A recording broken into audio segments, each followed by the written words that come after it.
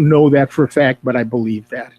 A lot of people are doing what Dave is doing, taking a computer off the internet. But of course, as Steve pointed out, at some point, that machine will stop working because it cannot any longer verify that it is a genuine Windows machine. So you will have to connect to the internet to verify that, at which point it will upgrade. So that's only a temporary solution. And for those of you who have programs that don't run under Windows, well, don't run under Windows 10, well, you're going to have to find new programs, find new versions of those programs. There's not a lot of choice. That's part of the problem that people don't like, is that you're not just getting a new operating system. You may have to buy all new software.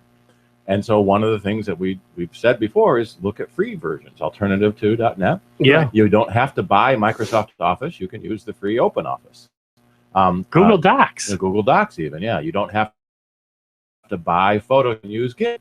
And so there's a lot of free software that does almost everything you want to do now. So you don't necessarily have to buy new stuff. You will have to learn new stuff, and that's the other big problem. Right. Nobody people wants want to learn, anything. and nobody wants to People pay are lazy. I get it. Well, one of the interesting things, Les, this past Thursday we had the Rochester Googles meeting, and I again demonstrated the voice input for Google Docs, where I can just sit here and say, "Dear Fred, new paragraph, how are you, ? Et cetera, and you can actually dictate a letter, and it will actually work.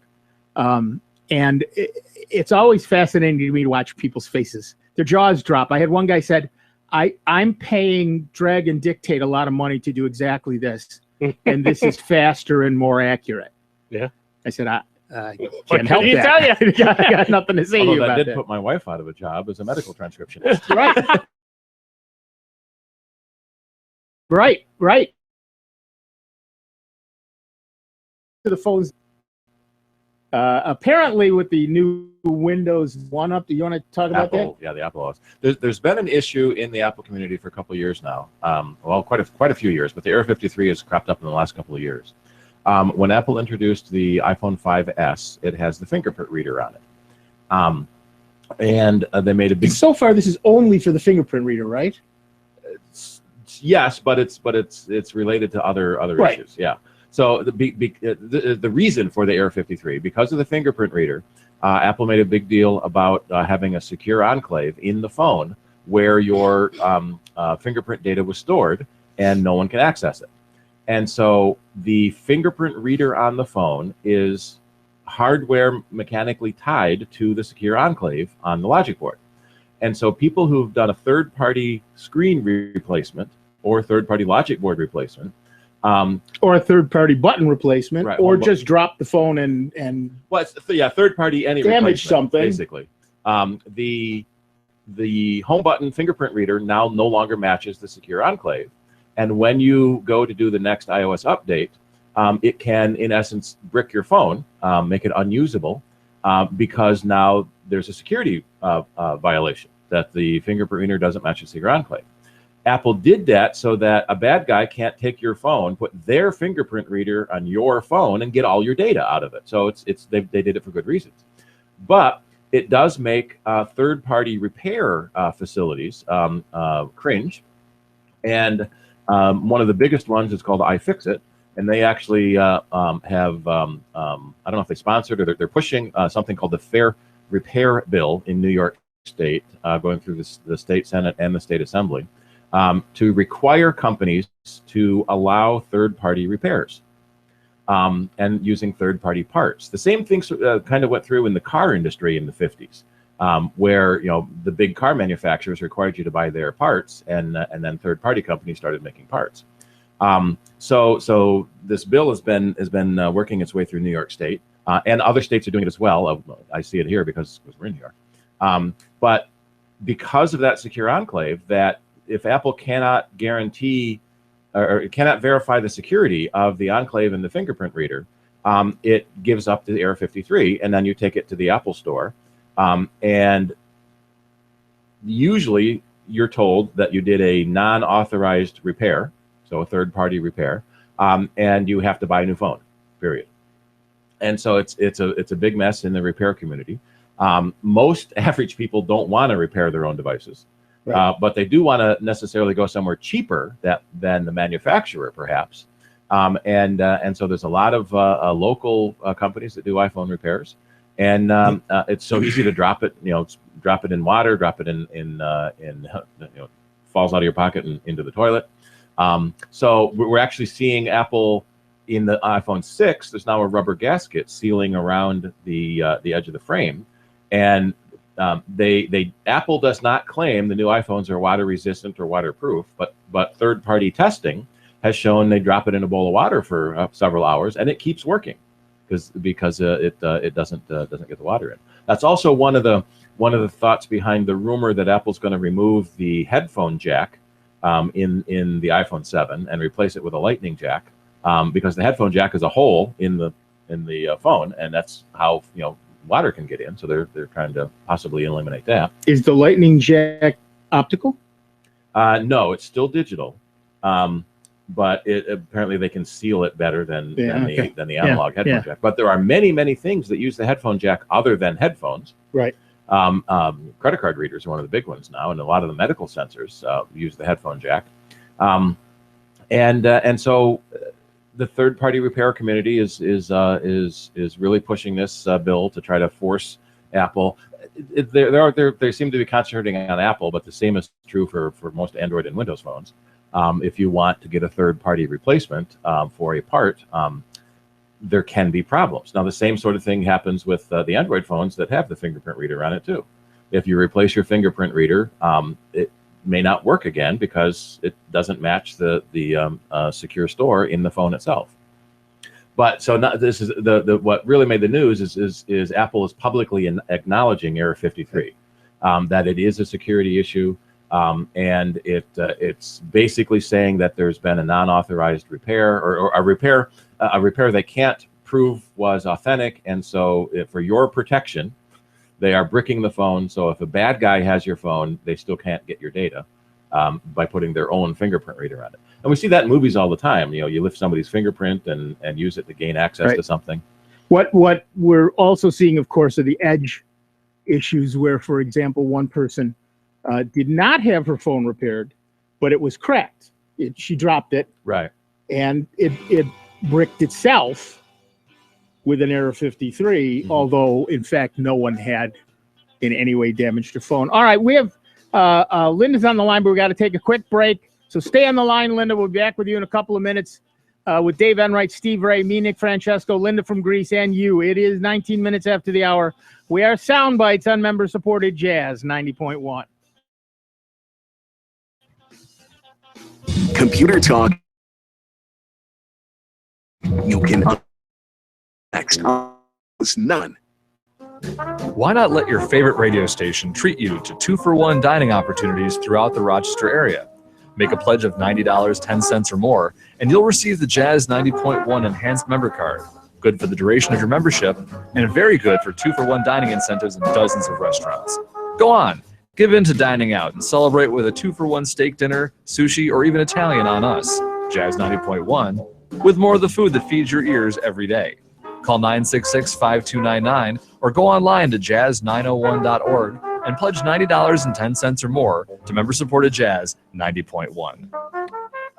In retirement, I thought my husband and I would enjoy going places together. Our son's drinking interfered with our plans. We worried about him and our grandchildren and didn't know where to go for help. We found help and support at Al-Anon family group meetings in hospitals, churches, and schools. Is someone's drinking troubling you? You might be surprised at what you can learn at an Al-Anon family group from people just like you. Call 1-888-4-AL-ANON or go to alanon.org. It may be hard to believe, but people just like you are already saving money. FeedThePig.org makes it easy. Their simple savings plan teaches you how to start saving without going overboard. So you don't need to start foraging wild berries. I was skeptical, but these are actually pretty good. You don't need to sell your soul to the devil. $15 is the best I can do. You just need feedthepig.org. Don't get left behind. Get tips and tools at feedthepig.org. Brought to you by the American Institute of CPAs and the Ad Council. When Dad needed help getting around, I became his driver. Soon enough, it was up to me to be his housekeeper and financial manager, too. When he moved in, I became his cook and even his nurse. But no matter what roles I play, I know I'm still his daughter. We understand the roles you play. So to help, we created aarp.org/caregiving, where you can connect with experts and other caregivers. Visit aarp.org/caregiving. Brought to you by AARP and the Ad Council. Sergeant Jabari Wright. In the Army, I was trained as a combat lifesaver. In 2012, had an accident and became paralyzed. PBA took what I was doing in the military and helped me translate that to meaningful employment in the civilian sector. Jim Arndt, PAVE Program, Paralyzed Veterans of America. At PAVE, we create life opportunities. PAVE helps veterans rebuild lives with valuable careers. To learn more, visit pva.org, a public service of Paralyzed Veterans of America. We all play a role in keeping our community safe. Every day, we move in and out of each other's busy lives. It's easy to take for granted all the little moments that make up our everyday. Some are good, others not so much. But that's life. It's when something doesn't seem quite right that it's time to pay attention. Because only you know what's not supposed to be in your everyday. So protect your everyday. If you see something suspicious, say something to local authorities. Hey, America, we need to have a little talk. We've got a lot of food in this country. So how are 17 million kids in America struggling with hunger? That's why the Feeding America nationwide network of food banks gathers surplus food and gets it to hungry kids who need it. Support Feeding America and your local food bank at feedingamerica.org. To help solve hunger in the Genesee Valley and Finger Lakes, contact FoodLink or visit feedingamerica.org. Brought to you by Feeding America and the Ad Council. Here's the latest Jazz 90.1 weather forecast. A fairly tranquil weekend for all of Rochester, Western New York, and the Finger Lakes. A little breezy at times today, but we'll find clouds and just an occasional peak or two of sun, along with perhaps a snow flurry early on. The high temperature near 40. Mostly cloudy tonight, breezy. The overnight low temperature in the upper 20s. Look for intervals of clouds and sunshine for the day tomorrow. The high temperature near 40, and then we'll watch for a few snow flurries to fly come early next week. I'm meteorologist Josh Nichols for Jazz 90.1. Currently, we've got mostly cloudy skies, 34 degrees out at the airport, and 37 here at member-supported Jazz 90.1. This is Rob Linton. Join me weekdays from 4 to 6 on member-supported Jazz 90.1. Welcome back, everybody. I'm Nick Francesco. I'm Dave Enright. And I'm Steve Ray. And at 24 minutes after the hour, we have Linda from Greece on the line. Hi, Linda. What's up? Hi, guys. How are you? Peachy, how are you? Good. Okay.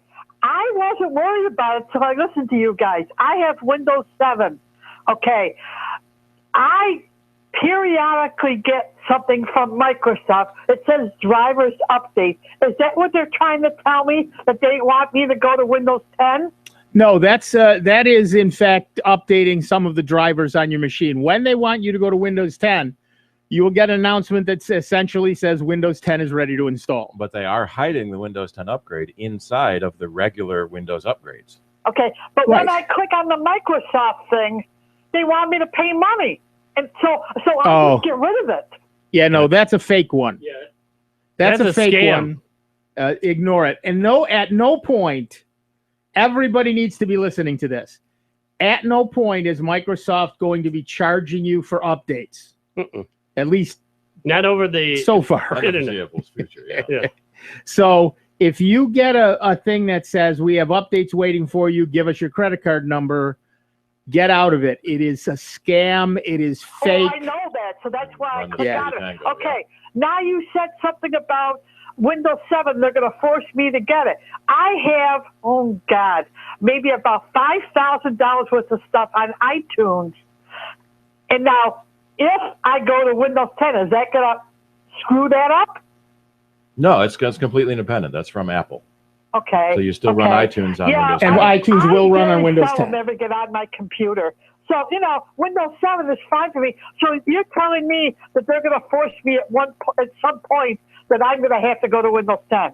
Yeah, right now your computer has probably been telling you that Windows 10 is available. Yeah. Eventually it's going to say Windows 10 is installed.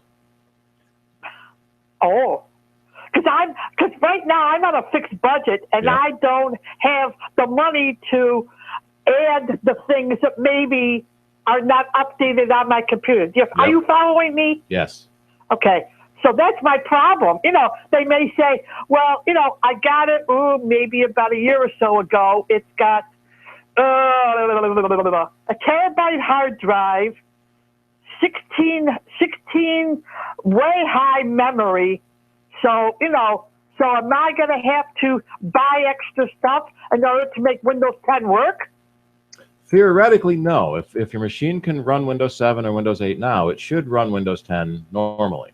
The problem is anything else you're running, you may have to get an upgrade, and some of those upgrades may cost money. Like what? I don't put a lot of software on there. I just do my banking and a few things. I'm very seldom ever on it because I'm on my iPad or my Android tablet more than anything. Yep. Yeah, so it's third-party programs, like Microsoft Office. If you're not running the latest version of Office, or any Adobe products or Intuit products, anything not originally from Microsoft Windows. Fortunately, we haven't heard of too many bad compatibility problems with Windows 10, but it looks different, and people don't know if people don't like to learn new things, and so it looks different, and that's one of the big problems now. Okay. That's the wrong plugin. Dave, are you still doing computer work? Yeah, I'm still doing it. Okay, because you're the only one I trust. Well, thank you. I'm not being very serious. I had Staples do it, and they screwed me up royally. I didn't know if you were still doing it. Yeah, That's why I no. went to Staples. I do it part-time, so if I tell folks to call and leave a message, and I will set up a schedule to, talk to them and get, set up a time to bring it in. I don't do house calls anymore.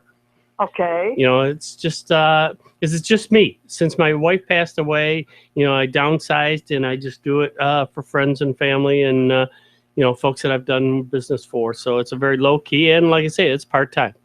Okay. Do you have your assistant there anymore? That lady? Like I said, it's just me. Wow! Yeah. Okay. Just call, leave a message on the answering machine, and I will get back to you. Okay, sounds good. So I don't really have to worry. About them coming and saying you got to have Windows 10. It'll happen. Not yet, but it will. Oh, it will happen. Yeah, it will happen between now and July. Yes, they're not going to give you a choice. That scares me. Well, and it probably should, but it is what it is. They're not gonna. Yeah, they don't care. They don't care. Okay, thanks, guys. Yep, thanks. Yeah, it is an issue. We've, we're just going to keep reminding people this is the way it works now. Microsoft wants you on Windows 10.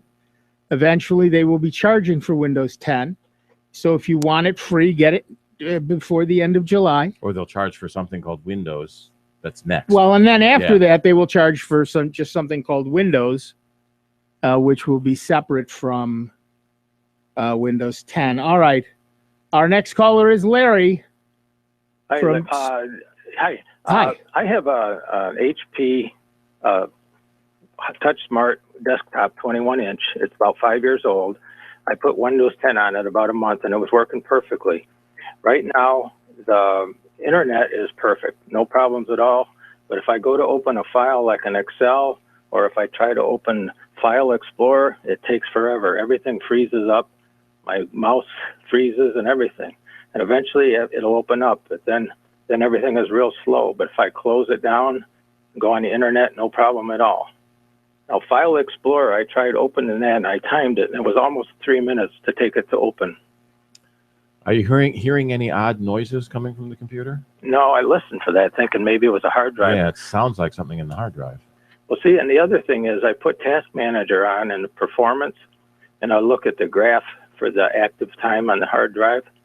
And when this happens, that goes 100%. It stays there. The read-write is 100% all the time, and then eventually it comes back down.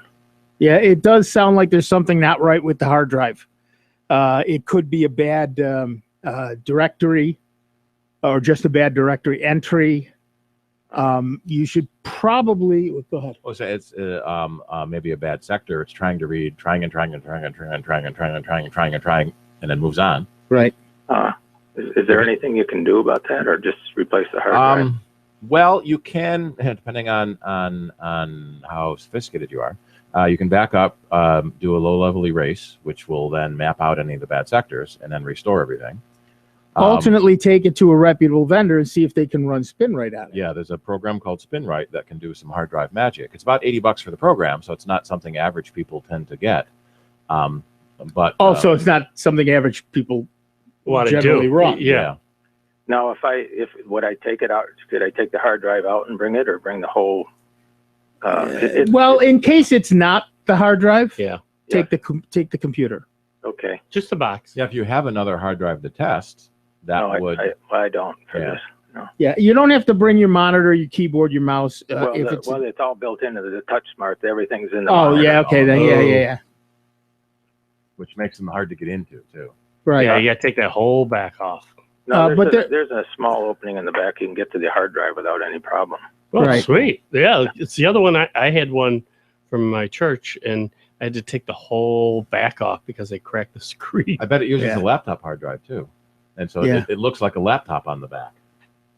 I've seen that in some of the all-in-ones. Well, no reason not to. I mean, they're just as dependable. But call around town and find who might be an HP certified dealer.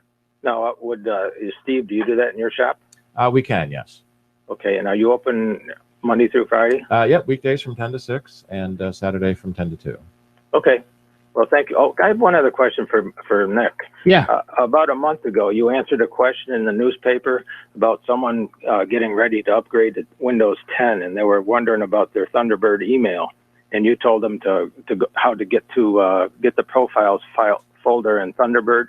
Yeah. And save that. Now, if you had a problem with it, then do you just put that profiles folder back into where it originally was, the copy that you saved? Well, you don't remove it. You don't remove it. You just copy it.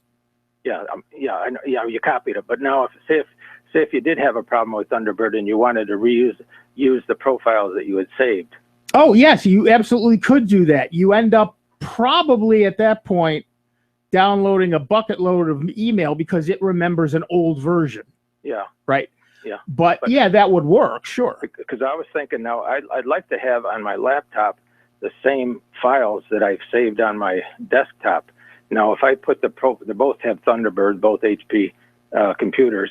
If I put the profiles, copy the profiles folder from the desktop and put it in place of the profiles on the laptop, would that then transfer all the same files over? Maybe. Okay. Here's the reason. There are two ways you can get your email. One is a protocol called POP, the Post Office Protocol. Yeah. And the other is called IMAP. Yeah, POP is the really old protocol. It's like 40 years old. Right. And IMAP is only the old protocol. It's 30 years old. Right. The problem is with POP, generally speaking, and most internet service providers prefer POP, because what happens is all the email gets downloaded to your machine and then wiped off their server. Right. If you use IMAP, which something like Gmail does, it stays on the server. So I can go to, for example, Gmail from any of my computers at all, and I get exactly the same mail.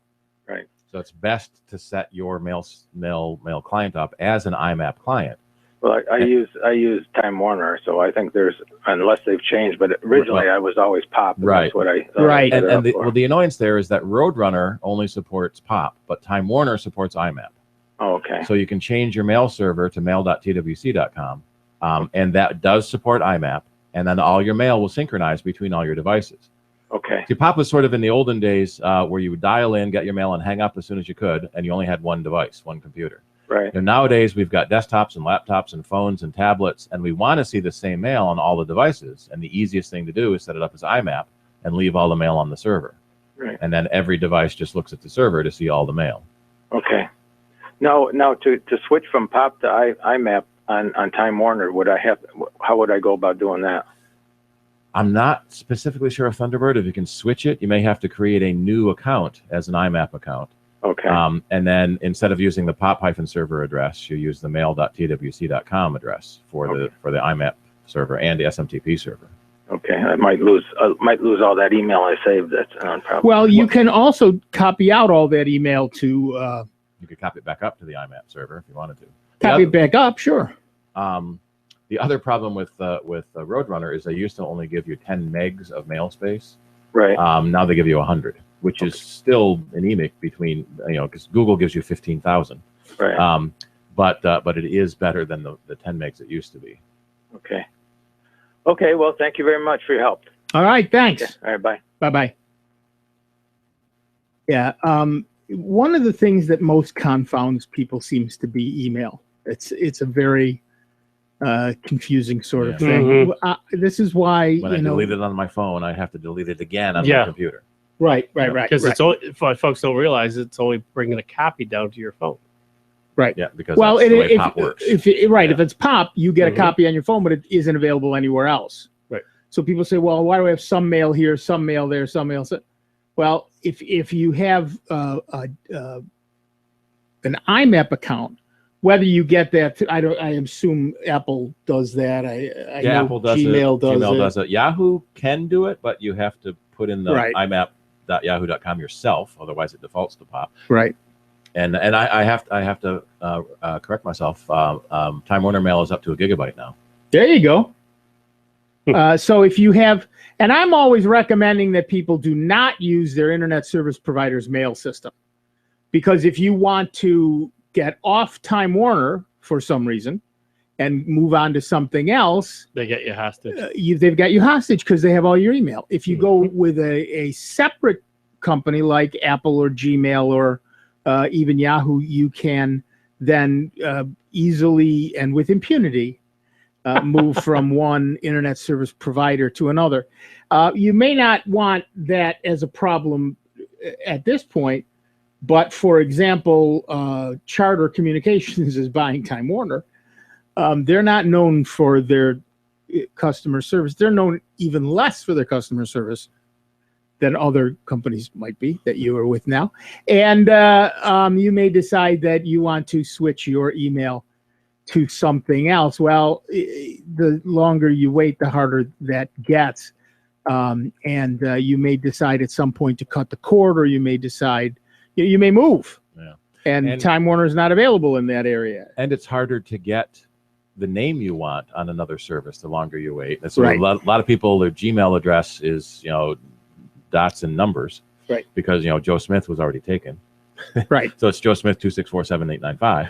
Right. But so getting a Gmail account, and it's free. Getting an Apple Mail account, free, allows you to separate and start telling everyone your new email address now before you have to switch later. Right. And then you have time to remind people and remind people and remind people. We're going to take a break. Back in just a couple of minutes with Dave Enright, Steve Ray, Nick Francesco, and you. 39 minutes after the hour. Sound Bytes on member-supported Jazz 90.1. Nice music.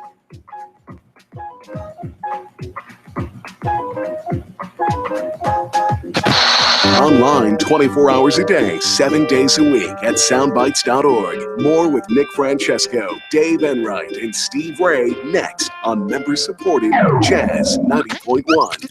It may be hard to believe, but people just like you are already saving money. FeedThePig.org makes it easy. Their simple savings plan teaches you how to start saving without going overboard. So you don't need to start foraging wild berries. I was skeptical, but these are actually pretty good.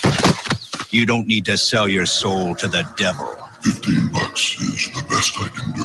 You just need FeedThePig.org. Don't get left behind. Get tips and tools at FeedThePig.org. Brought to you by the American Institute of CPAs and the Ad Council. Most of us start every day with good intentions, and then everyday life gets in the way. Maybe next time. What if you could take care of your daily responsibilities and get the exercise you need all at the same time?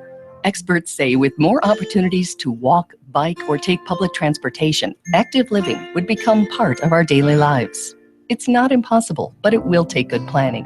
Learn more at planning.org. That's planning.org. A message from this station and the American Planning Association. Think fast.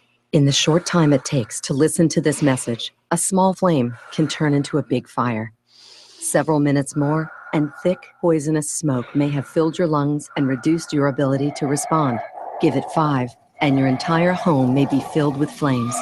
Keep breathing. We've got you. Don't let your world go up in smoke. Have working smoke alarms and keep heaters 3 feet away from anything that can burn. Learn more at usfa.fema.gov. because fire is everyone's fight. I'm more resourceful than I thought. My suit can still make an impression. My video games are still game changers. And my lamp can bring others a bright future. Because when I donate my stuff to Goodwill, it helps fund job placement and training for people right in my community. Now my stuff gets a second chance. And will give someone in my community a second chance too. Goodwill. Donate stuff, create jobs. Find your nearest donation center at goodwill.org. That's goodwill.org. This message brought to you by Goodwill and the Ad Council.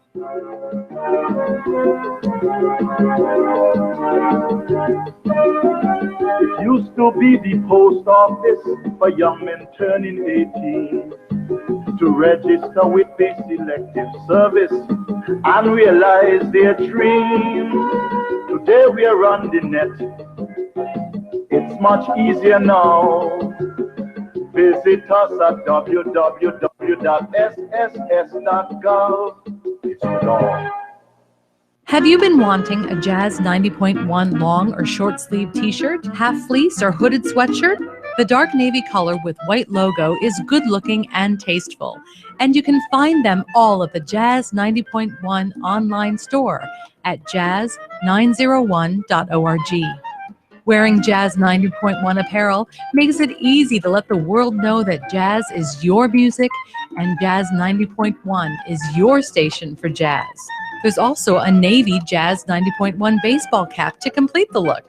You know, you just might find exactly what you want when you check out the Jazz 90.1 online store at jazz901.org. Jazz 90.1 weather.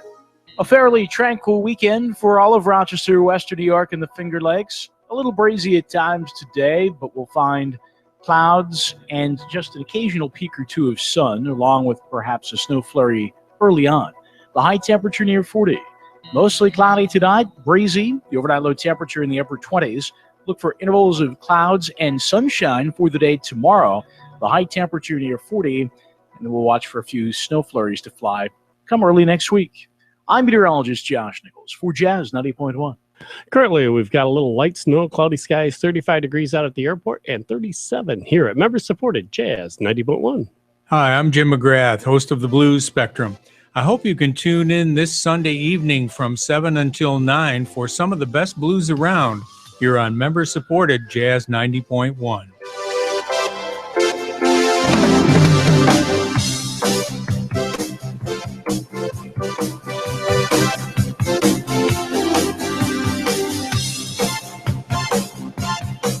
Welcome back, everybody. I'm Nick Francesco. I'm Dave Enright. And I'm Steve Ray. And at 44 minutes after the hour, we've had a certain amount of excitement here at Soundbite Central. I was opening up the YouTube page so that I could check something out on our YouTube stream, and I misspelled YouTube, and I'm not going to tell you how I misspelled it, because then if you go there, you'll get this as well. Yeah. And I got fatalcrash.xyz says I'm infected with the Yowlover worm. I needed to call technical support immediately at 1-whatever the number is. Yada, yada, yada, yada. The following data will be compromised if you continue. Now, wait a minute. Yeah. Wait a minute. Time out here, folks. And Nick, what kind of computer are you using? Oh, I'm on a Chromebook.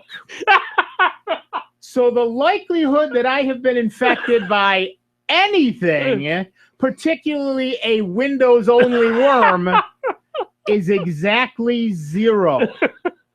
But my favorite part is that it says here, the following data will be compromised if you continue. Passwords, browser history, credit card information. Now, if you actually read that carefully, it says these data will be compromised if you continue, which means if you continue and call this number. It is completely true. It is completely true. It's really nice when the thieves tell you what they're going to steal. Hey, they're right up front. People just don't take the time to correctly So it's not illegal. interpret. It's not illegal. They're telling you if you call this number, you will be. We will steal these things. Yeah, they're telling you right up front. And no, if you give it to no us, it's hidden not stealing. agenda there. Right. Right. And the Yellover is a real worm from 2006. Yeah. It's still around. It's still a viable problem. And so I've now got an email message on my machine that says I definitely have this Windows thing. virus. Yeah. Man, And, you better start calling. Didn't it say Chrome or Google security? Yeah, and it says the tab says Google security warning. So it knows I'm on Chrome. It even says automatically report details of possible security incidents to Google. It gives me a privacy policy link, which I'm sure would bring me 4 or 5 other viruses. Oh, you clicked on it. Yeah. I'm just amused by it because, let's face it, I'm on a Chromebook. We don't get these viruses. So I love this. Yep. It does still point out the fact that people can be tricked by my messages that pop up on screen, even though it's absolutely completely lying to you. This is why more and more I'm loving that I've got the Chromebook. Yep. Because again, I had a couple other folks said, "Oh yeah, we got a call from Microsoft, and they said my machine is infected, and they need to log in and get it fixed, and it's going to cost, I think it was $3.25." Yeah. It's the latest. I've always wondered why they charge so much. If they charged $100, they could probably get more people to do it. Yep. Because $300 is an awful lot of money. Yeah.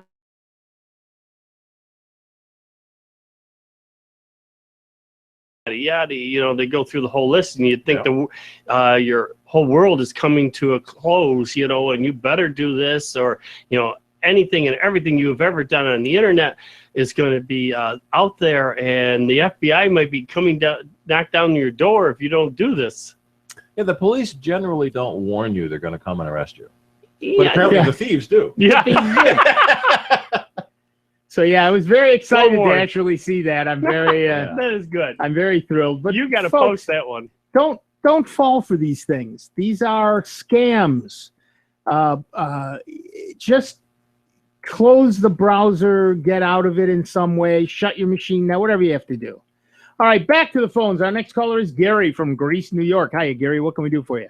Good. I got 2 questions if we can have time for them. Go for it. One is, I'm using Thunderbird mail client. Yeah. And when I receive a forwarded message, I'm getting a whole bunch of stuff before the message.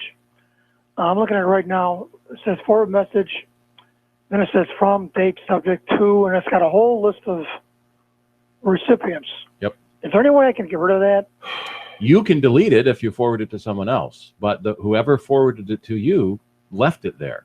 And that's one of the ways the spammers get email addresses is by seeing all these forwards. So whenever you forward, a lot of people love to forward cute jokes and stories. Take out those email addresses. Take out all that extra stuff and just forward the actual message itself. Okay. And if you're forwarding to a list, forward it to a BCC. Put the list in a BCC and just put yourself or something in the from. Okay. Because otherwise, everybody's got your email address. Right. Second question is Windows 10. I'm having a hard time at times ejecting the mass media devices.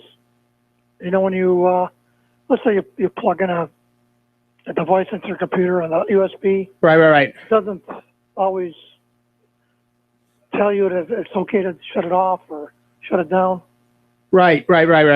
Usually that's a little message in the lower right corner. What may be happening is that there's 2 ways to get rid of it. One is eject, and one is something else, and I can't remember what it is off the top of my head, but you may be hitting that one and eventually work. Also, it depends on what you've been doing with that device. Windows 10 can take longer to actually calm down enough to let you take the drive out. Yeah, so sometimes it's back down on the taskbar section, sometimes it's not. Yep. Yeah. That's a Windows issue, I'm afraid. The way a lot of flash drives work is that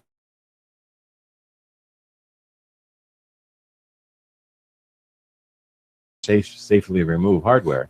It makes sure everything is written and saved properly, and that's what can take the time to eject it. And that's also why you don't want to just pull it out of the machine, because it may not have finished writing the data. All right. Okay, thank you. Yep, thanks. Bye-bye. I did a who is on that misspelled domain. Yeah. They've been around since 2007. Yep. And in their domain registration, they are using a privacy card. Perfect. So you can't see who really bought that domain. There you go. Now you're talking. Yep. Yeah, just mostly nobody calls you. Nobody calls you. Microsoft doesn't call you. Google doesn't call you. Nobody calls you. All right, back to the phones. Our friend Bodan from Rochester, New York. Bodan, what's up? Good afternoon, gentlemen. I've got a question in regards to cables that connect you with your PC to a monitor. Recently bought a Dell PC with operating Windows 10 and a Dell 24-inch monitor. What's interesting is that the output of the PC has two connections for a monitor. One is the traditional VGA analog, and the output of the other output is a HDMI input, for cable. But the back of the monitor, of course, has a VGA, but has the DVI. Doesn't have a HDMI input. So I've been running the monitor off of a VGA cable, which is an analog picture. Right. One of my coworkers said, invest and spend $10 or $20 and get a cable that has one end HDMI, which can connect to the back of my PC and to a DVI. In your opinion, is it worth $10, $20 to get a digital picture? Probably. Yes. Generally, I would say yes. Yeah, the one thing you won't get is audio. So right. HDMI can handle audio, but DVI doesn't. Well, my monitor doesn't handle audio, so I have got separate speakers for that. That makes sense. Sometimes the monitors will have an 1/8-inch, mini stereo jack for audio. But yeah, most people have separate speakers anyway, because the speakers they put in monitors are pretty crappy to begin with. Yeah, right. Yeah, I would say it's probably going to give you a better picture. Mm-hmm. It's probably going to be a little bit faster in response and refresh. Mm-hmm. So for $10, $20, yeah, go for it. Okay. I was just surprised that even though these technically, they're both from the same manufacturer, but it wasn't a bundle that, that the PC has only a, well, let me rephrase it. Maybe the issue was with the monitor because it was a Black Friday special. There you go. HDMI input. Yeah, DVI is an older standard. It was intended to be the digital video standard for monitors, but then digital TV used HDMI, and that sort of caught on faster. So now most of the newer monitors are coming HDMI. The one thing to check and be sure of is whether you've got a DVI-I or a DVI-D connector. The DVI-I is analog and DVI-D is digital. Right. And so one of the things that DVI-I lets you do is run an analog port, so you can do a VGA adapter. So a lot of the early DVI monitors, you would use the DVI to VGA adapter because the computers only had VGA. And by the way, it's likely that we make sure that it says DVI-D, not DVI-I. Well, it's the way the DVI connector it works is there's two groups of regular looking pins, and then there's a horizontal pin. Yes. That's the D. Okay. So and so make sure the cable you buy has that horizontal thing on it to match the horizontal port. Yep. So that's a digital one. Yeah. Yeah. So I'm all set. Gentlemen, thank you for your opinion. Greatly appreciated. All right. Have fun. Bye-bye. We've got a cheat sheet in our office of the 10 different video connectors it could be, because people are always coming in, I need a cable to hook my monitor up to my Mac. Okay, which monitor do you have? I don't know. Yep. Okay, which one of these 10 connectors does it have on it? And a lot of the times it's, I don't know. All right. Is someone at home that can take a picture of the back of the monitor and send it to you right now? Or otherwise bring your monitor in and we'll figure out what cable it needs. And there's a tip for everybody. Everybody's got cell phones nowadays with cameras in them. Take pictures. Even if they don't need them, you can just delete the picture later. It's not like you have to send it.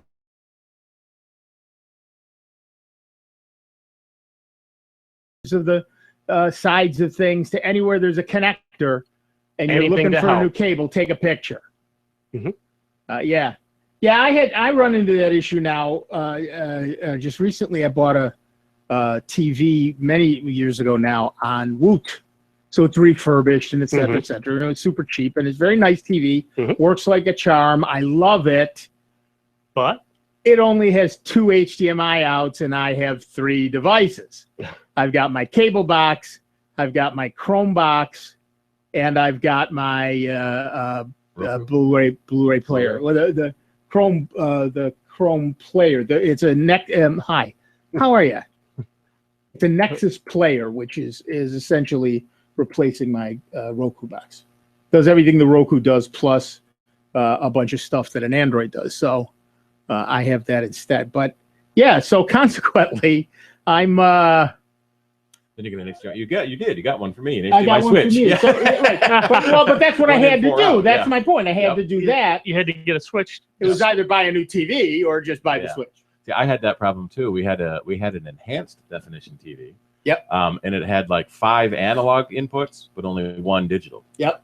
And so, we had to get the Switch to do all the digitals we wanted. Right.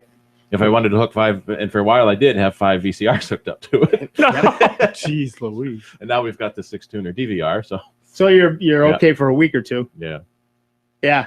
It's I actually eventually just looked at my DVR and said, yeah, I'm never really going to watch about half of these things. I said, I don't need to record that anymore. I don't need to record that anymore. I can delete all of these. Yeah, we do that with the save options. Well, that looks interesting. I'll record it. That looks interesting, and I really want to watch it. Don't delete.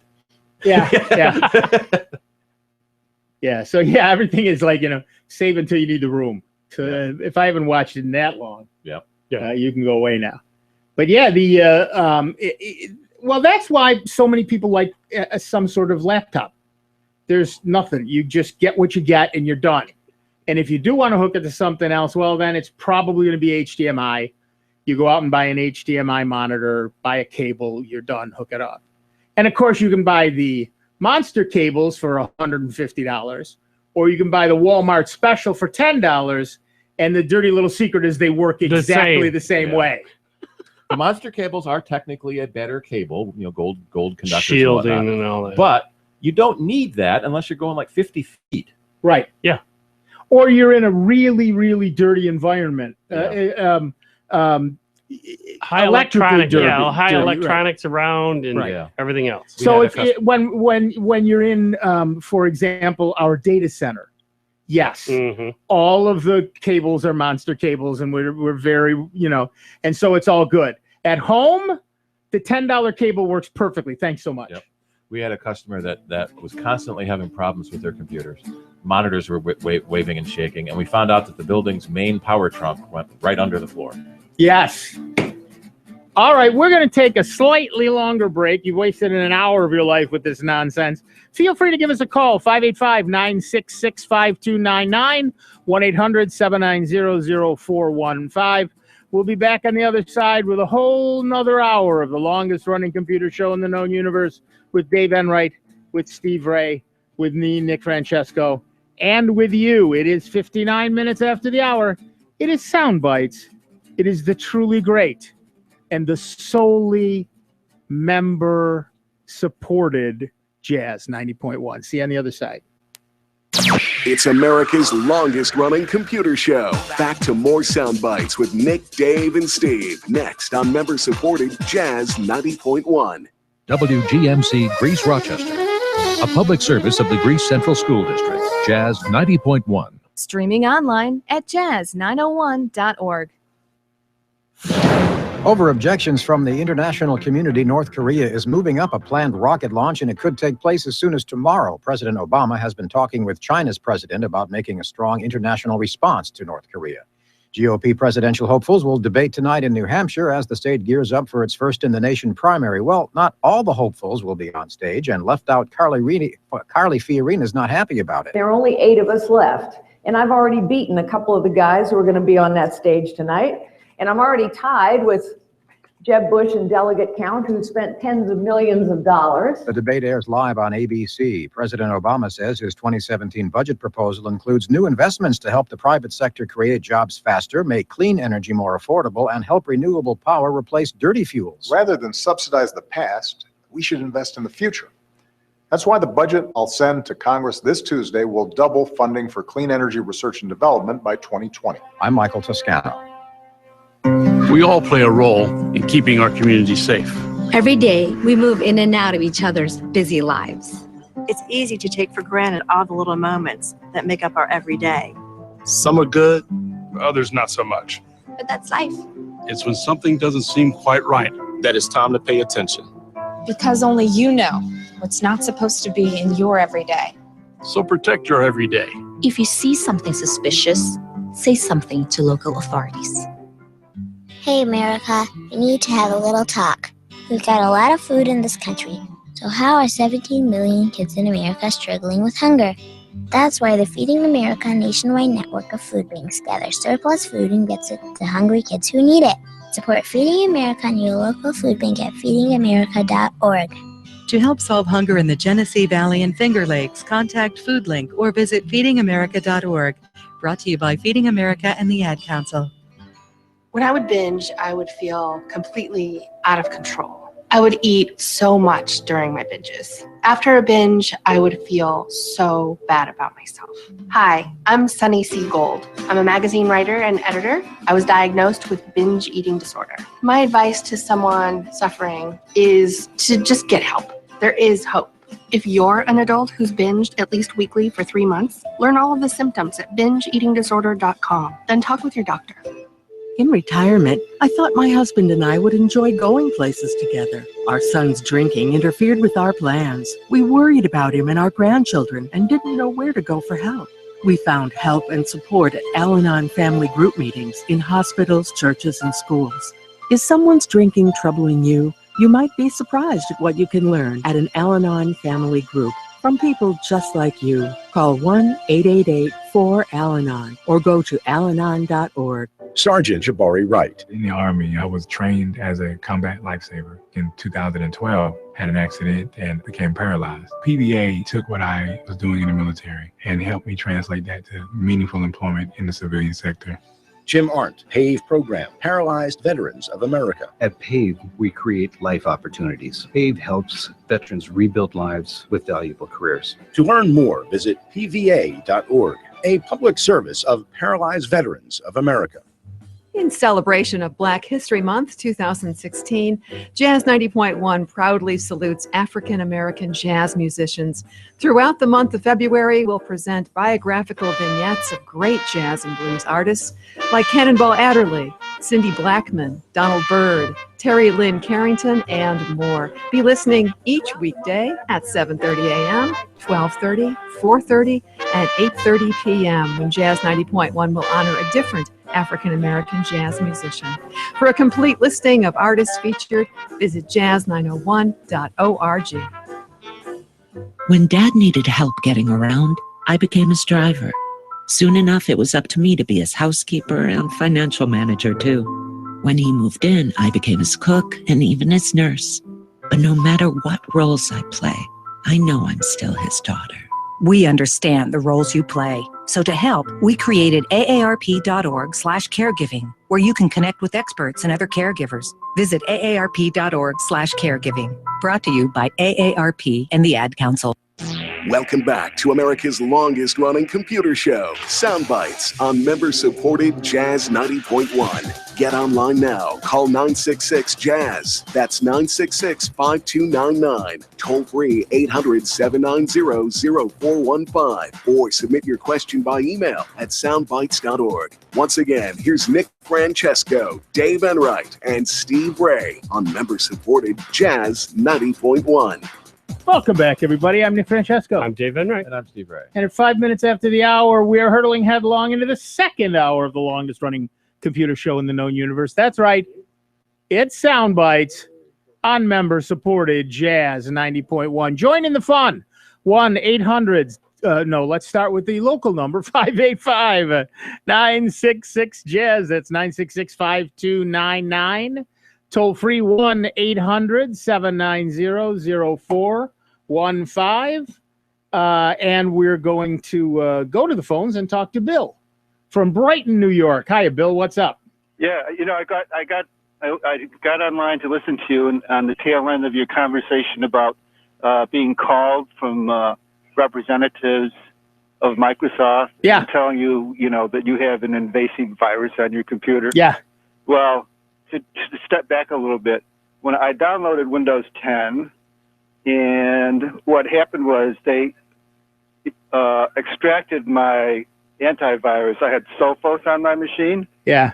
And then they also extracted my Microsoft Word program.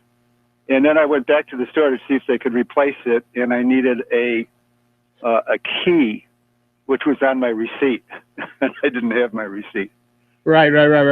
So what I did, I got the free Microsoft the freeware. I put that on, and up came a little window saying buy Norton.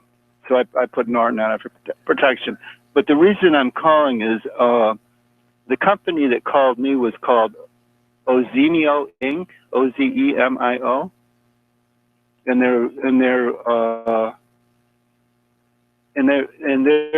they're from they're in India, in a place called Kolkata, Kolkata.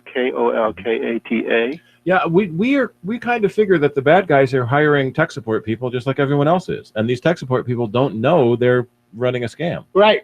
No, well, what happened with me is I actually signed up for it, and I did all that, and then 2 days later, in the evening, I got another call from someone wanting to do the same thing, and they said, "Well, the Trojan has invaded your computer, and they're going to, if you have stock accounts or bank transactions, they're going to get your bank numbers and all of that." Yeah.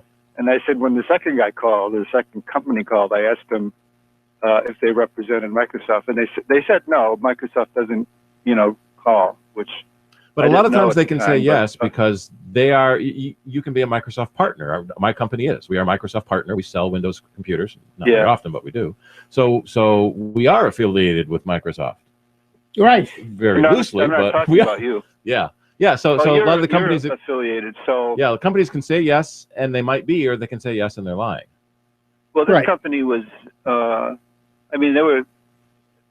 They did a pretty good job for me, and they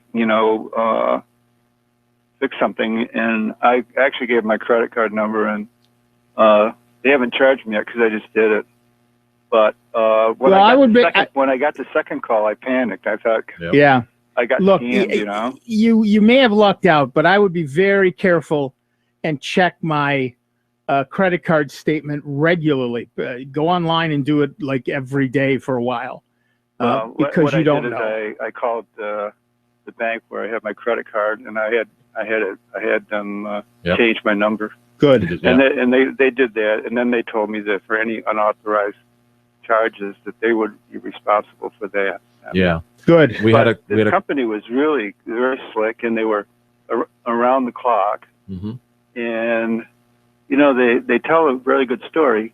Yeah. But then I got to think, they're over in India. That's a 12-hour time difference. Right. And I have to call them at 8 o'clock, and it's 11 o'clock the next day or something. And I said, I don't really want to do this. It's too. And they put up. You get a little chat box on your screen. Yeah. And you can write in, what your problem is, and then open it up and give them the cursor, and they'll look around, see if they can solve it.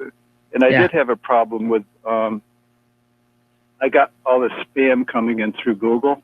Yeah. And it's just a single message that just repeats, like 800 times from the same, not 800, but 200 or 300 times. Sure. And at the bottom, it says something about I should call about my Wells Fargo account. I don't have a Wells Fargo account. Yeah. So a lot of times there are these little clues in the message to tell you it's a fake message, but people get panicked by, you're infected with a virus, and they don't read the rest of it. Right. Yeah. Oh, yeah. Listen, Bill, just to be on the safe side, I might suggest you dance a Security Tango. Okay. See if they installed anything. Exactly. Backdoor of some sort. Exactly. Or left that chat window open, so when you're not sitting in front of the computer, they can still take control. Oh, is that right? Okay. Is that Tango? Yeah, securitytango.com. All right. What's the Security Tango? Yeah. Securitytango.com. There's a bunch of different possibilities there. If you go to the site, you will see across the top there's a menu, and one of the choices is Let's Dance. Okay. And under Let's Dance, you have various operating systems. You, of course, want the Windows Waltz. And what you can do is print out that page. It will print out without all the additional stuff on the sides. And then you can just follow along for your version of Windows and check things off as you go, which I think is probably the best way to do it. That way you don't skip any steps. And that's the reason I called it a tango, because if you skip steps, you're not dancing anymore. You're just stumbling around. Oh, I see. So Let's Dance Windows Waltz. Yep. There you go. Security.com. Yeah, well, that's very good. Securitytango.com. Securitytango.com. There you go. I got that. There you go. But are you familiar with OZEMINO? That's the name of the company. Yeah, I have not heard of them, I'm afraid. No.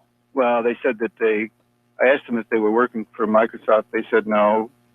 They were associated, but they were also, although they were in India, they were a subsidiary of a company in the United Kingdom, called Maven Infotech Limited, MAVEN Infotech Limited. And their head office is 203A Lake Town. So yeah, you did a lot more research than most people do. Well, no, they sent me some information. I just printed it out, so I'm just reading the sheet that But I did look into them after I got the second call for the same kind of service. Yep. Somebody else, and so I got worried actually. Mm-hmm. Now, I know they might be very legitimate, but I just decided not to go along with it. Right. You may indeed have lucked out, but I would suggest that you no, I'll do check your machine. Securitytango.com. There you go. And I'll try that. There you go. And I just wanted to let you know about this company because it's just, I talked to them and I said, how did you get my telephone number? Yeah. Yep. So they said they have a research department and somehow they can research computers that have Microsoft programs. I don't know how they would do that. They don't. They don't. They're lying. They dial any random phone number and they'll get someone. Yeah, she said they would. She said they were doing random calls and they would make 10 calls and then maybe they would get 3 pickups. Yeah. Right. The basic point is this. Yeah. It's free to make calls. Oh yeah. Right. So they make 1 million calls. 10 people answer. 7 of them pay $300 a piece. Everybody wins. Yeah.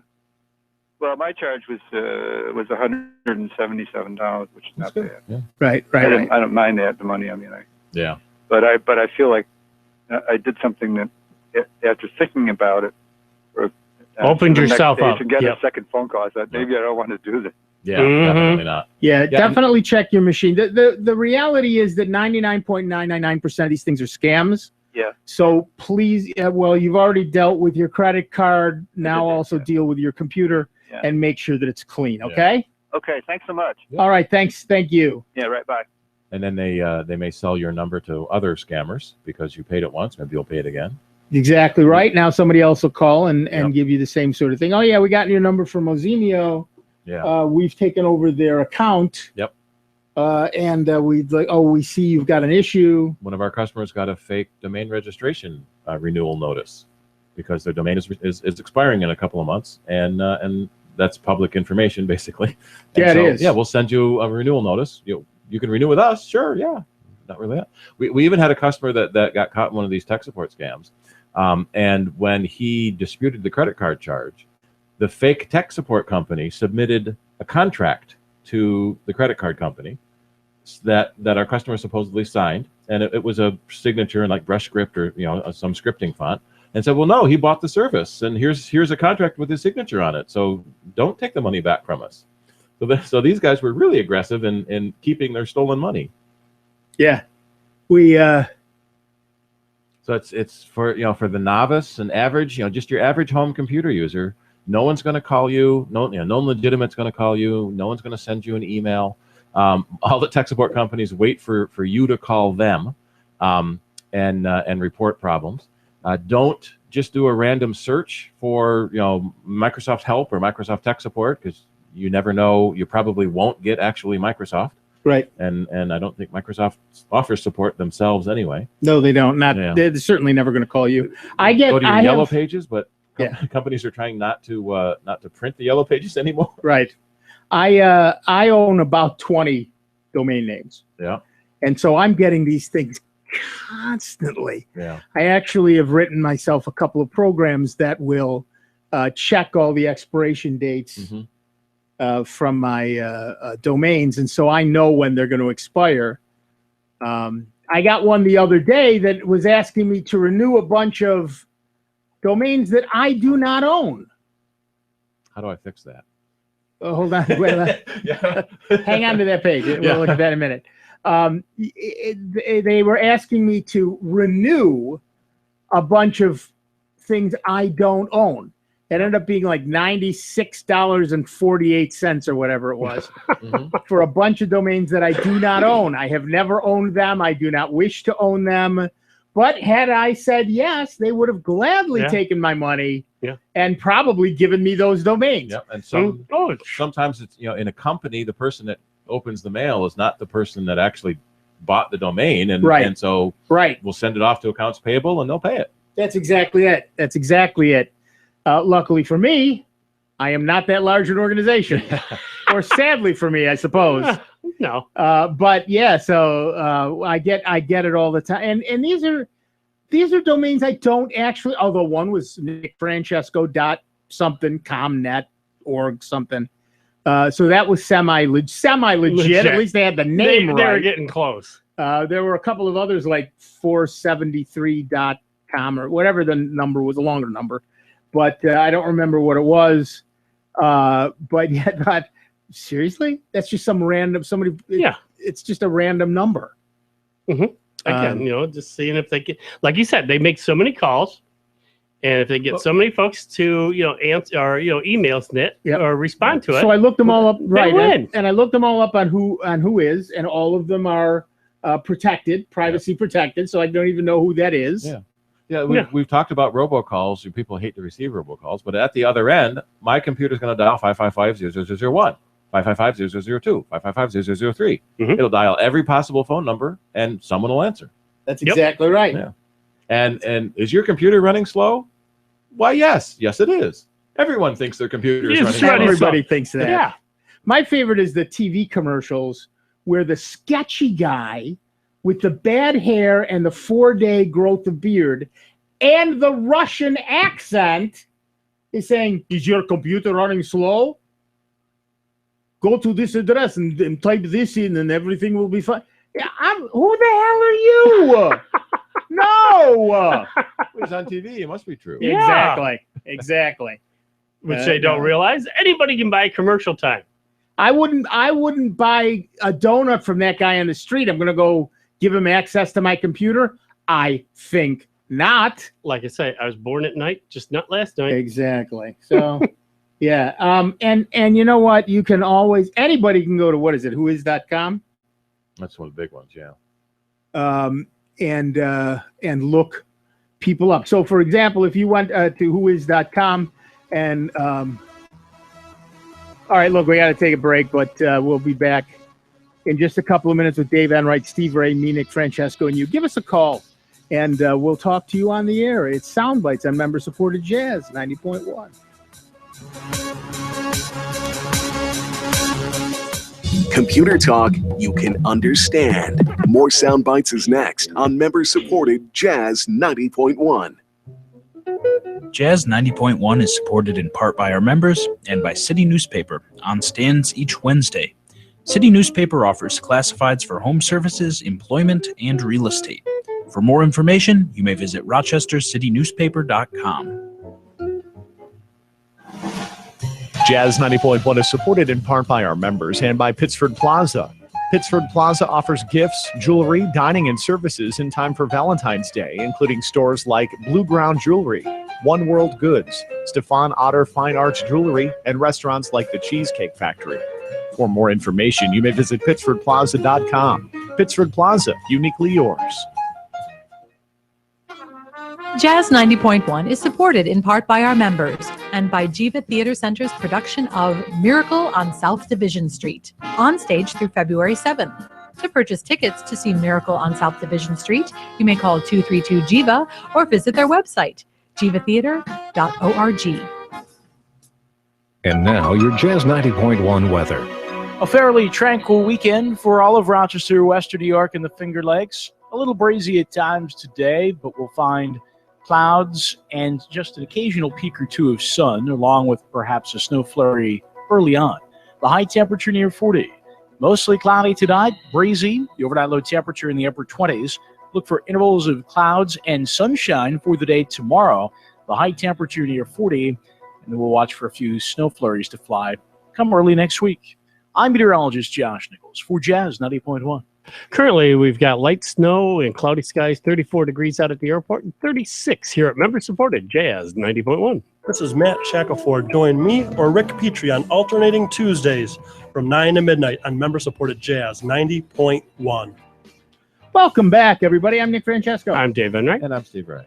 And at 21 minutes after the hour, you can give us a call, 585-966-JAZZ. That's 966-5299, toll free, 1-800-790-0415. So Alphabet, which is Google's parent company, it used to be Google, and then Google spun it off as a holding company, has surpassed Apple as the world's most valuable company after its latest earnings report. The company made a profit of $4.9 billion. That's billion with a B for the fourth quarter, an increase from $4.7 billion a year ago. So it's an additional $0.2 billion. The announcement. I take that difference. Yeah, and then I take the difference. Exactly. Yeah. Exactly. The announcement sent its share price up as much as 9% in after-hours trading. That means Alphabet is now worth about $568 billion compared with Apple, which has a paltry, measly value of $535 billion. Terrible. $500 billion. Only $500 billion. It is the first time that Alphabet has separated out the results of its Google business, which includes the search engine and YouTube, from its other bets business, which includes more experimental ventures such as self-driving cars and internet balloon programs and all that stuff. On an annual basis, Alphabet made $16.3 billion, but the figures show that the other bets business lost $3.6 billion during the period, while Google's operating income rose to $23.4 billion, and online advertising increased. It looks like Google continues to execute on mobile advertising. 2 or 3 years ago, mobile was a big win for Google. There were concerns that it had a negative impact on the desktop business, but as mobile takes over more searches, mobile ads are becoming closer in value to the desktop ads. If last week Apple was punished for not sharing enough big ideas for the future, Alphabet is being rewarded for spending big on its many technological gambles, things like driverless cars, internet-enabled helium balloons, Google Glass. What do they call it? The new. I was just talking about it Thursday. It's drones, solar-powered drones to provide internet for people. But of course, the big gain for the company is, as always, advertising. All-important paid-for clicks, where advertisers pay per person who clicks on the ad, were up 31% across the entire internet and 40% on Google-owned sites. So Apple became the world's most valued company in 2010 when it dislodged Microsoft. Microsoft, in turn, overtook IBM 2 decades ago. So it's IBM, Microsoft, Apple, now Google. So the big question is, what's after Google? Or is there just a lot more money in search than in hardware, and that's why they'll stay on top? Give us a call, 585-966-JAZZ. That's 966-5299. Toll free, 1-800-790-0415. Yeah, Apple's stock is kind of in free fall at the moment. I was going to say that there's no hardware costs in doing search, because Apple has to pay for the hardware. But if you consider all of Google's servers, they probably have a metric bucket load of hardware somewhere. All over the world. All over the world. Every now and then, they'll publish something about how many exabytes a day of data that they transfer and store, and it's just ridiculous. It's a huge amount. Yeah. All right, back to the phones. Our next caller is Dave from Penfield, New York. Talk to us, Dave. Hi, good afternoon. Hi. I have got a question on iOS devices. Yeah. I'm calling from a girlfriend. She ran out of storage on her iPhone, which has 9.2 on it, for her photos. And we were able to get all of them off there last night onto her PC using the built-in transfer function. And I seem to recall something where on iOS 9 and 8, you can automatically send them up to iCloud, and they get taken off your device, or less storage there. Yes and no.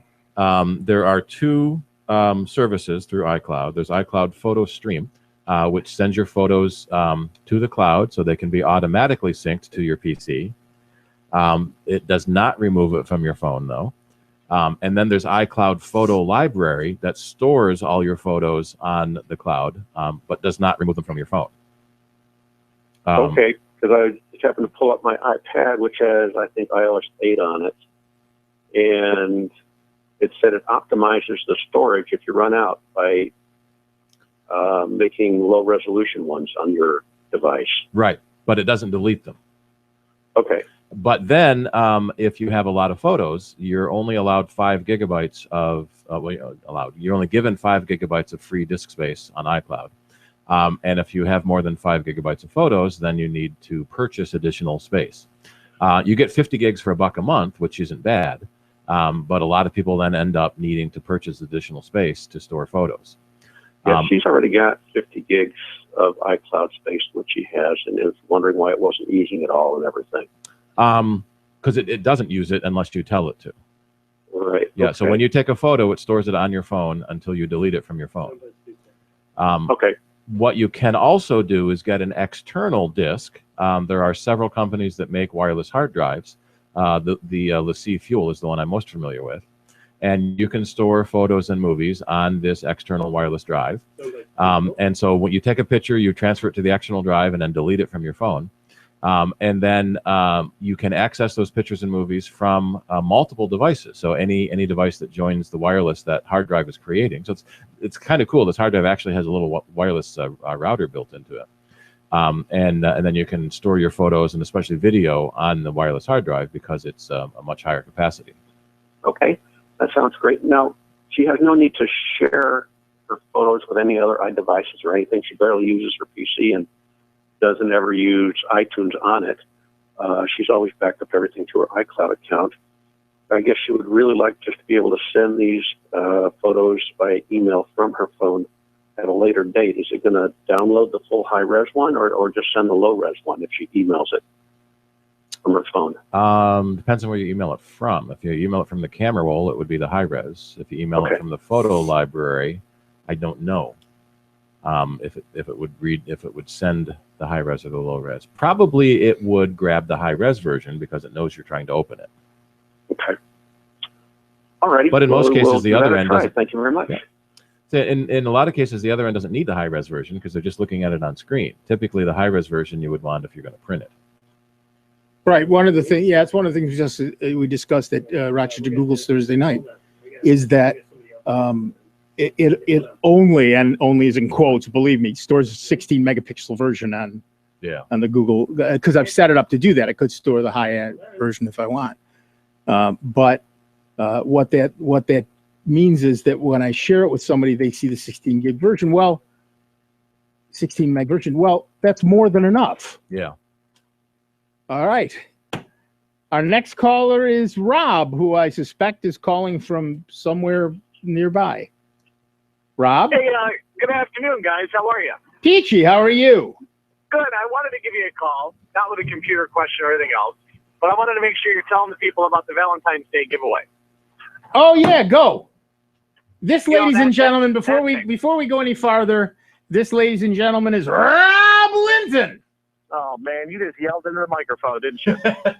That's what it's for, isn't it? Yeah, really. And you even got muffs on them. Yeah, we got little mufflers. We got protection now. Yeah. No, they're not. Well, all right, we'll leave that one alone. Thank you. But, yeah, we're gonna leave that one alone. I wanted to make sure that you were letting listeners know about the Valentine's Day giveaway that closes tomorrow night. Have you talked about it at all? No, not at all. Are you serious? This is a computer show. Do you read my memos? It's a computer show. Well, people with computers don't celebrate Valentine's Day? Well, we're men. We have 2 weeks left to We're buy men. the Valentine's gift. We buy it on the 13th. You got a week left. That's horrible for your wives and girlfriends and whoever else. Oh, my goodness, it's horrible. How can you wait until the last minute? Because we're guys. Because we're men. Yeah. Because we're men. We're men. Have you seriously talk about it at all? Because I don't really listen to your show. Yeah, I understand you don't. No, we know you're listening because you're annoying us constantly. Don't you have Here's somebody the deal. else? So you can- I just left the gym, and as I was at the gym, I was listening to your program, and it helped me get that, kind of incentive to keep running. You know what I mean? Well, you So go back ahead, in and go hit tell them about the Valentine's Day giveaway because they still have time to enter.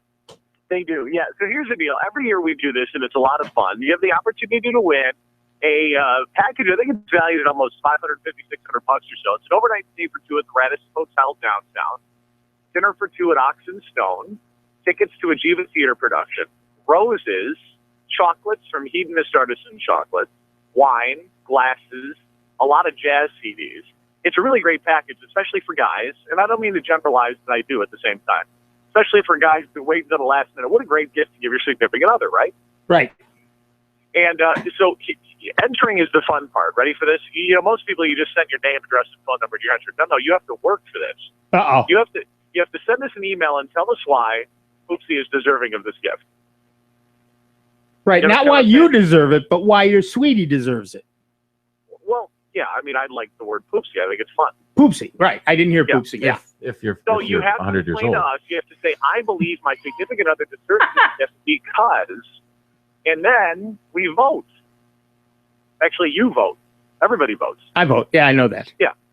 So it's a lot of fun, and we've got a lot of great entries so far. You have till tomorrow night at 11:59 p.m. to do it, and we'll announce the winner at 5 o'clock on Wednesday afternoon on my show, and you've got one heck of a Valentine's weekend. There you go. Very nice. It's a lot of fun. I just wanted to make sure you were telling the folks about it.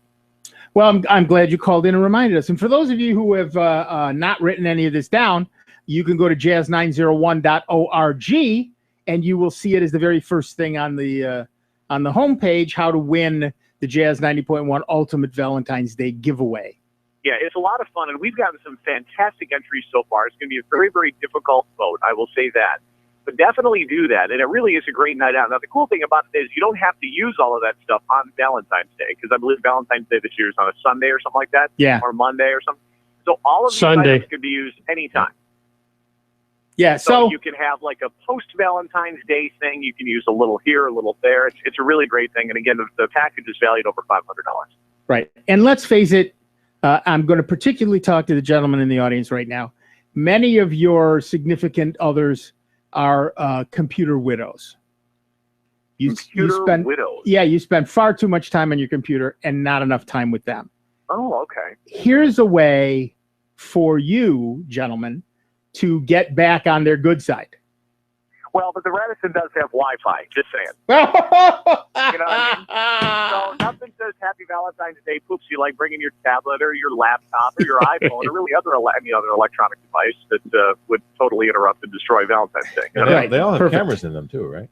Oh, Stop. man. Stop now. Stop it right now. Stop it. We're Well, so you can take public pictures radio. of this wonderful room. Oh, yeah. Take pictures of your honey at dinner is what you really need to say. Yeah. But I just wanted to let folks know that we have till tomorrow night at 11:59 to get those entries, and it's a lot of fun. But take some time when you write them. Don't just say, "I believe that that Snookum should get this gift because she's swell." You know what I'm saying? Don't do that. You're right. Take it a step further. Write me an essay. Pull on my heartstrings. Make me cry. Dust off your creative writing skills There you go. and pour your heart out to the world as to why and how much you love your poopsie. That's right. I got you to say the word. You got me My to say the mission word. today is done. Poopsie and Snookums. Are you an old man in a young man's body? Yeah, really. I don't 23 even. skidoo, kiddo. Wait a minute. I'm older than all of you, and I don't even use that term. I became an old man in a young person's body when I met the three of you. You understand what I'm saying? Oh, we'll have words at some later point when the FCC's not paying attention. We will hide your step stool. Yeah. Well, you boys have a good afternoon. I just wanted to pass it along, and I encourage anybody listening to register. And you can go right on our website, jazz901.org, or you can view it on the app and check it out there. It's a lot of fun. You know what you should do Ox now? and Stone, great place for dinner. Radisson Hotel, amazing place. You get to see Kill a Mockingbird. You get to What does a mockingbird ever do to you? Well, right. And nobody said you actually kill it. This is to kill it. This is what you do to kill a mockingbird. It's really an educational play. Well, and I was going to say, I got to say, a lot of people are like, "Oh, what a play to see for Valentine's." Now, at the end of the day, anybody who's read the book or knows the story, yes, it's not the sunniest topic by any means, but it really is a fantastic book and then a fantastic play as well. As Steve always does great work. Oh, that'll be amazing. You get a bottle of wine and you get glasses to pour it into. I don't know where you lose here. And you get glasses to pour it into. Yep. That's nice. There you go. You just chug it from the bottle. Oh my gosh. Been there, done that, but that was not at a Valentine's Day evening. You get the dozen roses from Robin's Nest. You get gifts. You get the Jazz CD prize pack, which now will last all year. And every time and I'll say it again, Poopsie listens to those CDs, she will remember the beautiful evening and weekend, in fact, that you gave her for Valentine's Day this year. So enter. Just go to jazz901.org and enter the contest. It's easy. It is. All right, thank you. Now, I also got to say this really quick, too. Ladies, we should cut this guy off. He's running on. He's running on and on and on and on. We're going to say that. We should just dump him. Dave, let me tell you something about cutting people off. Yeah. You can't cut me off.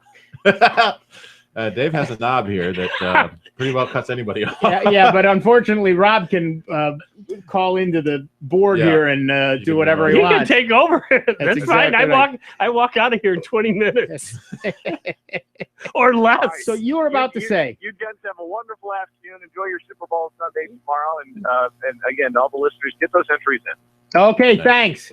All Yeah, right, there is apparently some sort of episode of a sporting event that we're some sort legally not allowed to say the name of. We're not allowed to see. That's right. Well, there's a whole movement on the internet to talk about the superb owl. Yeah. And how that's going to work. And of course, we're having an anti-party. It's superb Playing- owl. Oh yeah, you're going to watch anything but and play board games. Listen, tomorrow is the most important sporting event of the year. It's the Puppy Bowl. I thought it was a Kitten Bowl. Well, kittens were halftime. Oh, the kittens do halftime. It's Puppy Bowl. It is the most fun thing. It plays, I think, all day on the Animal Planet channel. And it's wonderful. To our Asian listeners, Gong Hei Fat Choi, the year of the red fire monkey is coming up. It's Monday, right? Monday, yeah. There you go. I was reading some background on this. If you go by the zodiac, it was the 4th. If you go by the calendar, it's the 8th. So apparently they have to adjust their calendar to match the zodiac. Yeah, right. All right. Yeah. I don't know what that meant, but break coming up. Oh, we got a break coming up. All right. Listen, we got Bodan on the line. We got about 1.5 minutes before the break. Can you get it in before then? Or no, apparently we don't have 1.5 minutes.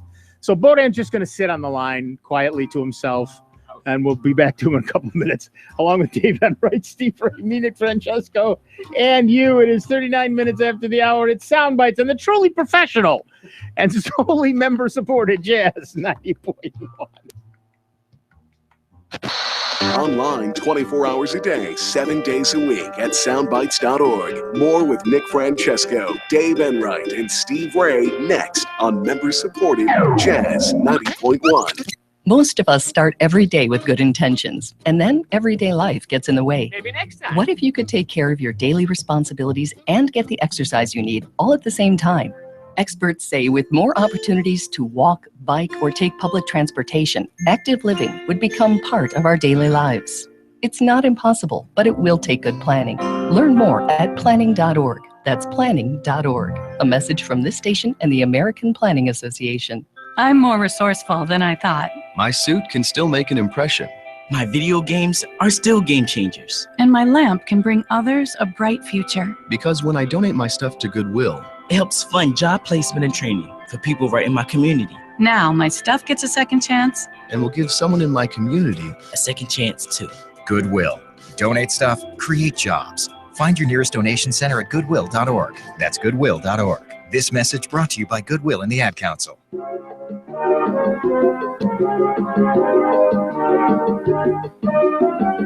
used to be the post office for young men turning 18 to register with the selective service and realize their dream. Today we are on the net. It's much easier now. Visit us at www.nctv.gov. www.sss.gov. It's law. When I would binge, I would feel completely out of control. I would eat so much during my binges. After a binge, I would feel so bad about myself.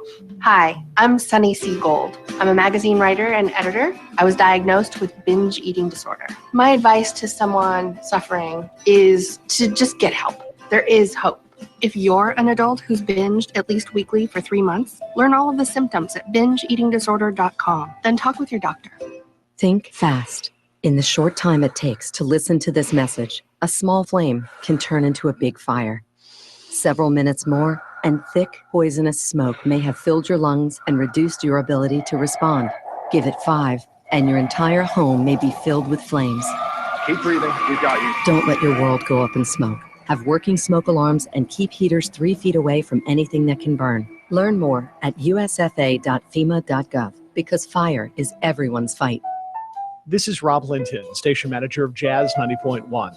Annual membership contributions and business underwriting keep our programming on the air.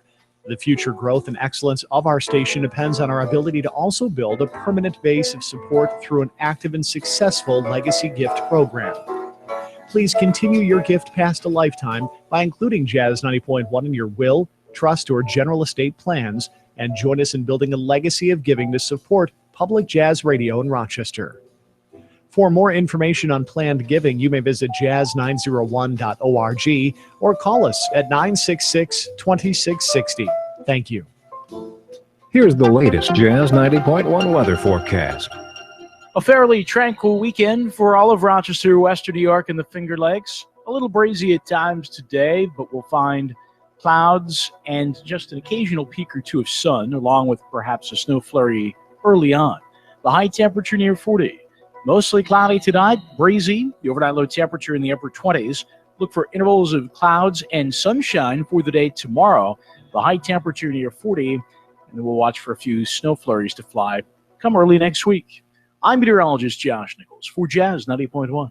Currently, we've got 34 degrees, cloudy skies out at the airport, and 37 here at member-supported Jazz 90.1.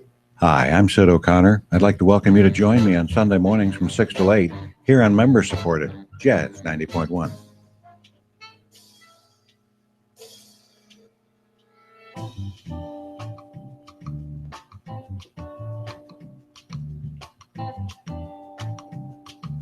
Something different. Welcome back, everybody. I'm Nick Francesco. I'm Dave Enright. And I'm Steve Ray with the Smooth Jazz Station. There you go. And at 44 minutes after the hour, we are Sound Bites. Let us return to those thrilling days of yester a couple minutes ago as Bodan comes back on the line. Hiya, buddy. What's up? Okay, here's the thing. Actually, when I called you guys did give me the thumbs up on that DVI input cable. I actually had it, but I hadn't taken it out of the packaging yet. I just did it, and I'm having one issue. When I hooked it up to the monitor and I hooked it up to the back of the PC, I turned off the monitor, then I went into the menus and I changed the input setting. And what's interesting is that I do not get the full desktop. I do not see any of my desktop icons, but I do see on the bottom the task bar. I do see the Microsoft Edge logo and the Chrome logo for the program. And when I click, because I've clicked on them, I can see a little box does come up there and says that I can see the home page of Chrome. And then, but when I click on that Microsoft box at the extreme lower left corner, I do see that little, I don't know what you want to call it, that home page comes up with different settings and stuff like that. But I don't see any of the icons, and I can't bring the Chrome or the Edge program to fully display. It could be acting as a second monitor, Yep. so all your stuff is on the first monitor that you don't have connected anymore. You need to go into the Windows display control panel, however you get to that anymore. Well, there's two things. First, if stuff is falling off the bottom, then one of the things you have to do is go into the setup of the monitor and change the resolution a little bit. Or change the resolution. Or the overscan. In the monitor itself, it may be set to overscan. Right. So that the way televisions work, in the olden days with the curved glass, there was an overscan and an underscan, so that there was like an inch or two of plastic covering the curve of the glass, so you didn't see that curve. Yeah. So your monitor may be set to overscan and thinking the monitor is bigger than it is. Display settings right now, wide, 16:9. Should I maybe change that? Like one of my options. Well, you can certainly experiment with it and see what works best for you. Yeah, see if there's an overscan option, because that's because of the digital interface that it may have that option versus the VGA. Well, it wouldn't be under. And let's see, the next one is menu settings, language, transparency, 20 reset menu settings, lock. No, wait, listen. What we're saying is you would change that resolution and see what happens. And you can always set it back to 16:9, which is what it is now.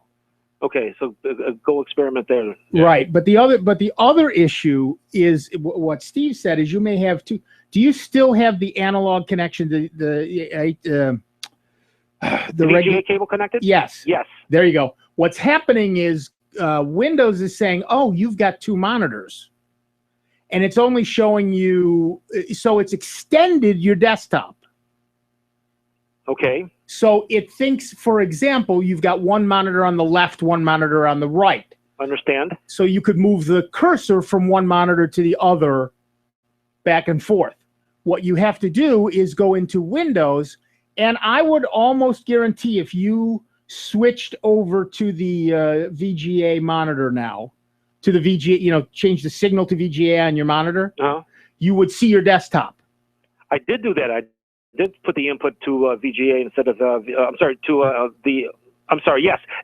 When I stay on VGA, I do see my full desktop just the way it was. Yeah, exactly. When I change the input to DVI, I don't see it other than the bottom taskbar. Because it's extended your desktop. It thinks it's a second monitor. So what you do is on the VGA side. Unplug it. Might work. Well, that might work. Yeah. But you can also go in and say it's not an extended, it's a mirrored. Mirrored. Okay, so I got to go back to the VGA setting then? Right. It might be, Steve is right, it might be as simple as unplugging that cable from both ends, and Windows itself will say, only one monitor now. Okay. But I'll try if that not, and see what then happens there first, and then I'll go right. back to the VGA settings then. There you go. Thanks, guys. Yep, have fun. Some of the newer monitors, it can do a split screen and show you the two inputs either side by side or picture in picture. We had a 4K monitor that would do that. You could put two 2K regular HD monitors side by side, so you could have say your computer on one and your Blu-ray player on another, or your cable box on the other, and be able to do two things at once, or picture in picture mode. So a lot of the monitors are adding these television capabilities that we used to have. But I'm also seeing a lot of the new televisions don't have that anymore.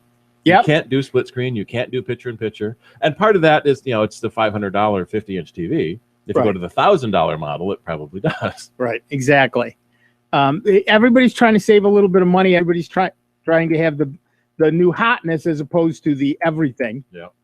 And I get that. But, some of the new Chromebooks will do 4K. Some of the new... I actually saw a new company has a product very much like a Raspberry Pi for a couple of bucks more, and it does 4K. Yeah. So a device the length of your thumb that does 4K video. Hello. All right, back to the phones. Our next caller is Ed from Ithaca, New York. Hi, Ed. What's up? Hi, guys. I like your smooth voices. Thanks. Our smooth voices. Yeah. When I run Spybot, Yep. it complains about the AVG safeguard toolbar. And I'm not sure whether I should ignore that complaint or delete the toolbar. Well, it's one of two things.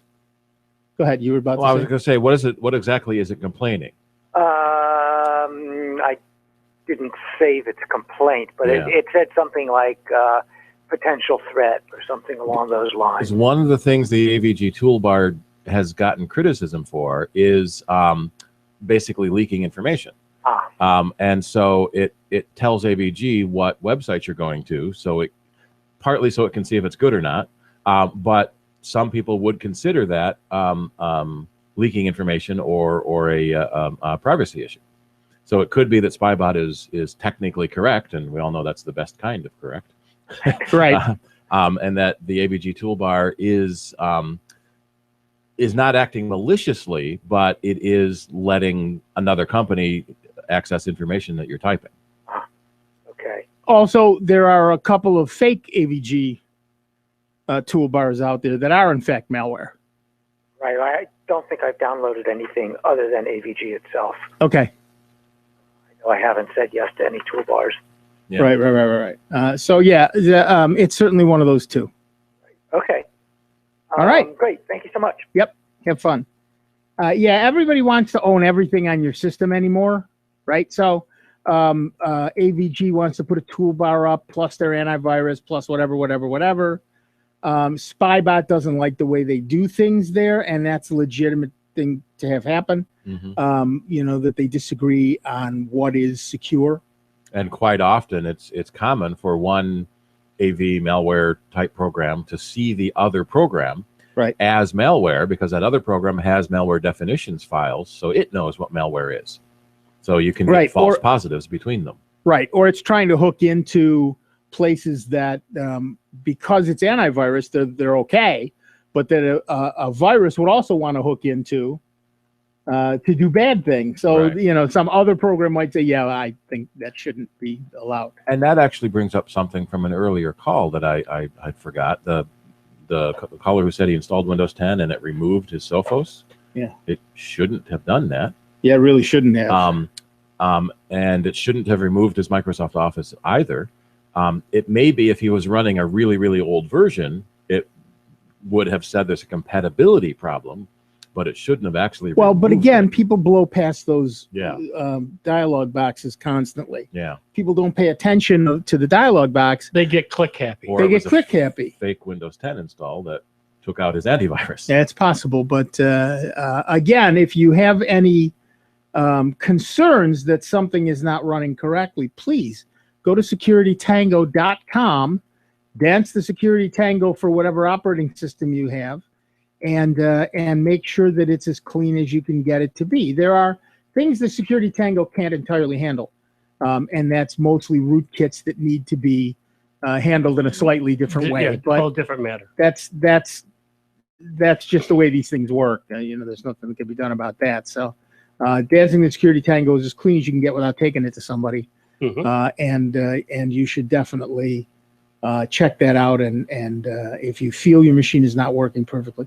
So one of the things I tell people all the time is when you buy a new machine, pay attention. We say this all the time. My car is not running right. You take it to the dealer or to the mechanic and you say, it's not running right. The engine's rough, or I'm feeling a little something in the brake system, or whatever it might happen to be. Right. Because we pay attention to our cars. We don't pay attention to our computers, but they can tell us the same thing. It's not running quite right. It's a little slow. And we get it when it's gross. Like one of our callers said, it takes 3 minutes to open up a file explorer. Well, yeah, okay, you're going to notice that. But, if it takes a little longer to do something, or something doesn't quite work the way you expect it to do, or whatever. Or it makes weird noises. It makes weird When noises. it stops making a noise that it was making. That's a bad thing as well. That's right. That's right. Oh, it's fanless now. Yeah, it really kind of shouldn't be. Yeah. So you've got an issue now. But yeah, so pay attention to your machine. What we call in the business, take a baseline. Take a baseline of the way the machine works, and then when it's not working that way, get it dealt with. It's the sort of thing that, and again, now that means you're taking a little bit of responsibility for your own machine. I do understand that, and I apologize, but that's the way it works. So be very careful of what you download where. If you get an error message, well, it happened to me earlier, right? The one I took when you get an error message, take your hands off the keyboard and the mouse immediately. Take your hands off and let it figure out what's going on. You let your brain figure out what's going on before you start clicking on things. Take a picture of it, you would say, with your cell phone. So or a screenshot. If you do take it somewhere, you can show them that picture. That's exactly right. Pictures are worth 1,000 words. We've heard that a million times. I got an error message. What was it? Oh, I don't know. I don't know. And I didn't take a picture and I didn't take a screenshot. All right, we're done for another week. I want to thank everybody who called in. I especially want to thank Dave Enright, Steve Ray, the great Rob Linton. I'm Nick Francesco. Don't go away. George is coming in to play the best German music you'll hear all week. Michael is here to keep him on the straight and narrow. And we'll be back next week with a whole lot more of the longest running computer show in the known and unknown universe. It's Sound Bytes on the truly great and solely member-supported Jazz 90.1, 55 minutes after the hour. See you in 166 hours. Here are the Jazz 90.1 Club calendar highlights for